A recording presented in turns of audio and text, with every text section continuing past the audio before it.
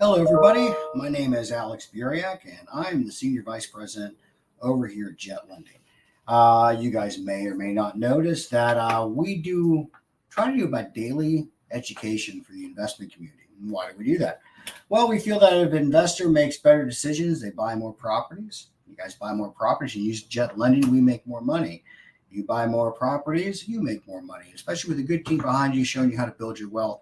You make a lot more money. So we like to make these educational videos available for you. Of course, you can see them on any social media outlet you're watching live. If you are watching live, feel free to go in the comments section and ask me questions about what we're talking about, or let me know what kind of videos you guys want me to make. We'll make them for you. Okay, so I'm going to put the website in the comments. It's in the title as well, so you can click that.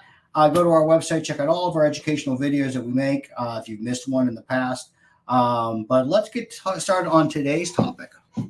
And what today's topic is going to go over is what to ask when you are making an offer on a property.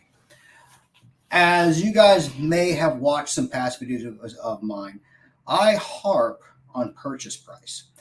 And I'll say it 1,000 times that purchase price is one of the only variables that you can control, somewhat control. Okay, it depends on the market that you're in and things like that. But it's the only thing that you can change, because you can't change what the property is going to be worth after you fix it up. The market changes that. Look a few years ago during COVID. Look at today. It's June 3rd of 24. In case somebody's watching this a year later, the market's different than it was. I mean, how we did over a few years a 41% increase in value in Houston alone. So that's not normal, but it happened. So the market determines value. Repairs, cost of materials and cost of labor is what's going to dictate your finishes for your repairs and what you pick to finish. So you really can't control that, okay? But you can control purchase price. And what I've noticed, whether you are new or seasoned, whether you own a franchise that buys properties, or if you're just out there doing it yourself, whether you're a flipper, landlord, or wholesaler, making an offer, especially the initial stages of the negotiation, are the hardest things for people to really wrap their head around. And one of the things I'm going to implore to you on this educational training on this is the first thing you have to do is you got to be a question asker. You got to be a problem solver. Remember, you guys are buying properties in the distressed market. The distressed market is about anywhere from 2 to 5% of the overall real estate market. So you're not negotiating with the conventional seller. Okay, you are negotiating with the distressed seller. Remember, these people are either inherited properties, the property is just banged up to beyond belief. They need to do a quick move. They're getting a divorce. Something's happening. Okay, that's causing this sell. Remember, even in the conventional market, nobody wants to sell real estate. You have to sell real estate. There is an event that's happening. What your job is to do is find out what that event is and then solve for X. Okay, if you are going to be an investor that makes offers and purchases solely on the amount offering, you're going to have a hard time contracting properties. Let me tell you why. Okay, you have to first find out, what the problem is. Okay, first, that's the key. All right, why are they selling it? That's your first key of information. If you have no idea why they're selling it, the real reason why they're selling it, you're going to have a hard time negotiating. Okay, so first is you have to find out what the problem is. The second thing is, a lot of times our investors will say, well, I'm getting outbid. I'm not getting my looks. I'm not getting taken seriously or stuff like that. Here's something else you have to consider. You have to consider that anytime you're talking to somebody negotiating, you're going to leave with a contract signed. That means you have to have the contract with you. All these things like getting ready to fill it and have a contract ready to go. You maybe have a pre-approval letter from Jet Lending that says you can buy the property, so you have validity in the negotiation. But one of the things that you have to do is also ask your seller, has anybody else been to the property? Are you expecting any other offers? And this is why. It's not really to counter other investors. It's how to educate your seller. Remember, you're going to build a relationship with this person. People do business with people they like. Okay. So your biggest, not your biggest, but some of your competitors out there, like Open Door and Invested Homes, and all these other people that they'll go on these websites and they'll sign up to make an offer for to buy their house. Remember, this is the distressed market. So they've probably reached out to all these other institutional buyers before you got a hold of it. And even if you did get a hold of it, they still may have reached out and that like, well, OfferPad has offered me X. Well, your job is then to now educate them on that process. Okay, so if you don't know what that process, here's a little idea of what that process is. It's not a bad process. I mean, I'm not. You want to sell your house to them, neat, whatever, but you have to understand what the terms are. Okay, one, say what I'm here to offer you is I want to make sure I solve your problem, get you the best return on what you're trying to do. One thing you should consider is when you're dealing with an institutional buyer, one, please read the terms. And what and have they made an offer to you yet? The answer is no. Say, is it because they haven't been to the house yet? Or are you waiting for the offer to come in? It goes either direction. So let's say you go with option A. Well, they haven't been to the house yet. Say, okay, let me guide you down this path. And I'm going to tell you option B too, so because it's the same path. Or B, they have been to the property yet. Great. Let me tell you what's going to happen. Whether they've been to the property or haven't been to the property, they're going to make you an offer. Okay. That offer is going to be contingent to an inspection. That inspection is then going to go through your house and say, well, I'm going to offer you $217 for your property. When you read the print, it reads that we can change this offer in accordance to the repair number if it changes from our initial quote. So they may quote you, oh, this is going to be $42,000 in repairs. Well, then they send an inspector in. And if you guys haven't had a house inspection yet, inspectors are great of telling you either A, if something's broken, B, if it could be an issue, or C, if it's fine. Okay. So these orange circles are everywhere, dots are everywhere. And they say, listen, here's your water heater. It looks like it's about 4 years old. There's some corrosion over X. It should be, reviewed to see if there's any issue, because they're just analyzing, the possibilities of things. They didn't test it. They just seen, hey, this could be an issue. It doesn't seem like it is an issue, but you should be aware of it. So the inspection report comes in, and what they'll do is they'll change the repair amount, which changes the initial offer.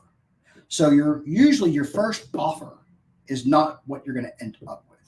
And that's okay if you are okay with that second offer and you don't want to deal with anybody and stuff like that. I mean, great. Okay. But you need to be aware that most likely this is not what you're going to end up with. Okay. What I'm giving you today is I'm actually telling you what it's going to be, telling you how much I'm going to work on repairs. This is why I need to buy it at. And this is when we're closing. All these things, and nothing's going to change. Okay. I've been to your property. Okay. Say I wouldn't accept any offer unless somebody's been to my property with their team to make sure the repairs are done. So that's your argument number one. Argument number two. If you get your house inspected and somebody hands you that inspection report and you don't close with that buyer, you are now obligated to share that inspection report with all your other potential buyers. So if you ever get information about a house that you're selling, whether it be an inspection report or anything like that, you are now obligated to put on your seller's disclosure that you are now aware of X. Okay. Are you prepared to do that if the offer comes in too low? I am not doing an inspection. I understand I'm buying a distressed property. I understand I have to fix these things, and that's why we're buying it at this price. So that's one thing you should definitely consider when you're negotiating, is find out if anyone's been to the property and explain the process. A lot of times for everybody else that's not an investor, you may buy one or two houses in your lifetime, and they don't understand the process of the conventional purchase. Somebody that's offering education to them that lets them know what's going to happen and why it's going to happen. They make them feel comfortable with the process. You'd be surprised how low you can buy properties once you A, solve the problem, and B, make them feel like they're being taken care of. Make them feel that their problem's being solved. And really do that. Really be genuine about it. Okay. If you're just there to talk to people and just tell them nonsense, don't do that. Just really negotiate with people. Tell them why you need to be there. Tell them how you're going to solve their problem and why you need to be where you're at. Okay. And you will close more properties with that level of insight to make sure that that you're doing good work and you're really taking care of people. A lot of people's like, okay, well, investments is just about money. It's really solving problems. That's every business. If you can solve problems, you are in business. And the distressed market, you're solving a problem for them. They need capital, they need cash, they need money for this property that they can no longer maintain. Okay, so you are solving the problem. Next thing that you can do is, let's say that if they're getting offers from investors or institutional buyers, how long is the option period? And this is what a lot of times people will do. Say, I have to tell you this. And sometimes people, what they'll do is they'll contract your property and then you try to sell it. It's called wholesaling. Okay, there's nothing wrong with it. As long as you know about it, nothing wrong with it. As long as you get the money that you're asking for, great. All right, solving your problem. And that's how you talk to them. But you need to know that if somebody has like a 20-day, 30-day option period, and they've been to your house and they've inspected your house on their repairs, something's amiss. Okay. So just straight ask them, listen, are you wholesaling my house? I don't care that you are, but if you are, let me know. Okay. Because I'm going to make your option period, cost more. I'm going to make sure you have some skin in the game to sell my house, or I'm going to, have an issue selling my property. So that's another reason why you can work with me, because, I've already been here. Maybe you don't do an option period. If you've been to the house with your inspector and you're like, well, I want my lender to look at it too. It's a Friday. Can you give me a 3-day option or a 5-day option for $100 or whatever? Okay. But again, you have to explain things why. Full disclosure really, really helps people understand why things are happening, because the initial human response is that they're being taken for a ride, because everybody tells them, oh, well, you got to be shrewd and you got to be this, you got to be that. The more people are like, listen, this is why we're doing this. This is who we're doing. This is the guy's name I'm calling about this. Here's his number. You can call him too. You can talk to him all you want. I'm here to solve your problems. And you're really genuine about it. You're going to contract more properties. A couple things you should ask for when you're negotiating. Say, do you have a seller's disclosure? I mean, they may not have an agent. They don't know what you're talking about. Say, listen, okay, you don't have one? Tell me this. Has the house ever flooded? Have you ever had to file an insurance claim on the roof? Is there anything that had been really big fixed in the past that I need to know about? They may tell you the truth, they may not. And that's up to you to even kind of go up there, look in the attic, look underneath the roof, look underneath the house if there's a crawl space. I'm going to be doing a lot of things just to see what I need to fix. Okay. So those are some key questions you should ask when you're making an offer on real estate. One, it gives you all the information that you need to make a decision. Okay. Two, the question and dialogue that you have with the person. Again, it's just a human experience. Okay. This is business. That means you're forming a relationship with somebody. The more that you form relationships with your sellers and your buyers and your lenders and your contractors, the easier this becomes. Okay. The way that your tone of voice is, your concern, writing notes, showing them what you're doing. It forms a bond, and people are more likely to do business with people that do that. That's why Jet Lending's been almost in business for 21 years. That's why we have so many closings. That's why we have so much business, because we do things that other people don't. We analyze, we walk you through, we solve your problems as an investor, not just give you money and say, good luck. We actually want you to succeed. And that's why we do these educational videos. So those are some questions you should ask when you're making an offer on the property. So you can really, really dig in to figure out the why, to figure out why are you selling? Why are you doing this? Why? What do you need? It was, I told you this in another education video. I'll tell you it again because it's a cool story. I told you the client of mine, they won the bid. They offered X amount of dollars. The seller liked it. They said, yeah, I mean, totally cool with it. And they slid over the contract and the seller wouldn't sign.